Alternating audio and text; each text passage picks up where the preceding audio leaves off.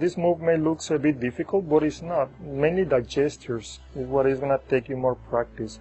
Whatever selection they want to take, you put it right there in the center of the deck, and this is the move you have to accomplish. Just move the card right on the side of the thumb. It's not right above, it's on the side of the thumb. Okay. Now to accomplish that, it is quite easy, but I want to explain it at least once and very quickly. The thumb over here is preventing the card. There is not showing up over here. I'm exaggerating. That's why it's right here. The pinky, since I'm using this grip, the pinky is pushing down this corner. Okay, so it completely passes the card right here on the side of the thumb. And as you notice, the selection falls down because it is imperative that you apply at least a slight pressure over here with an index finger. Okay, so the selection, mainly with a brand new deck of playing cards, the selection will easily fall off the deck of playing cards. The thumb over here, the pinky over here, and this pinky, this other pinky, move the card further towards the side of the thumb, so the card is free right there. Okay. Then this is going to be the pivot finger, this thumb, because the pinky, I'm going to move it from down here to the side, so you can move the selection like that. Then the middle finger has to reach at least over here on the corner to conceal the card. But I lift the deck.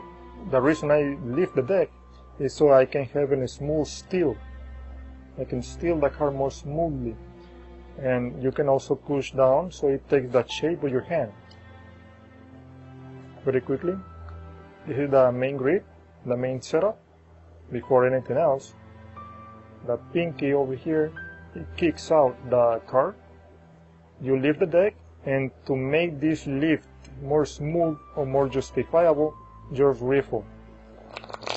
Okay, so it doesn't look too suspicious. The reason you are lifting it up, so you can riffle, as you completely lost the card, you know. But in reality, it is for you to steal the card, just like so. From here, you can do many other stuff besides the one you watch in the performance. But let me explain the ones you watch in the performance. Once you already finish this step number 1, the step number 2, in case you want to control the selection all the way to the bottom, I prefer to have the index finger folded over here and square. Now to steal this card really smoothly is by rubbing the thumb front and then back. When I go back, I'm gonna contact that pinky finger right there. Okay, rub front and back, and right there I already kick it out, riffle, and I keep the index finger folded right under the selection, so it doesn't look too suspicious by keeping the index finger stretched. Okay, I don't want to keep it like this. It's not really natural.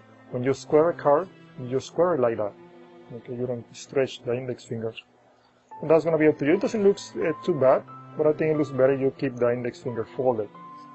Or you can do a little mess with the deck. Let me show you. You can just do like that, as you almost drop them. Just spread to the back, just a little bit. Okay. And it's also better if you riffle the deck, so you can conceal this corner getting off the deck. And then you can do a little mess to justify the squaring action of the selection down here. In case you want to palm it and take it away from the deck, I'd rather do it standing up, so I can relax my hand and keep the index finger gesture over here. I think it looks better and more subtle. Rubbing the thumb front, so I can come back and steal it more smoothly. Over here, I already have it over here, and then I just relaxing the hand, or just keeping the index finger over here. Okay, so you can give the deck of playing cards to the spectator so they can shuffle it, or whatever they want to do. And when they give it back to you, you just make sure you don't start squaring. Make sure you completely have the deck right here on the side of the hand, so you can then square it right under, so you don't have to move the hand before time. Otherwise, you're gonna end up exposing the selection. Okay, so just wait and score it immediately, and you proceed to any other routine you want. Okay, so one last time from this angle, very quickly.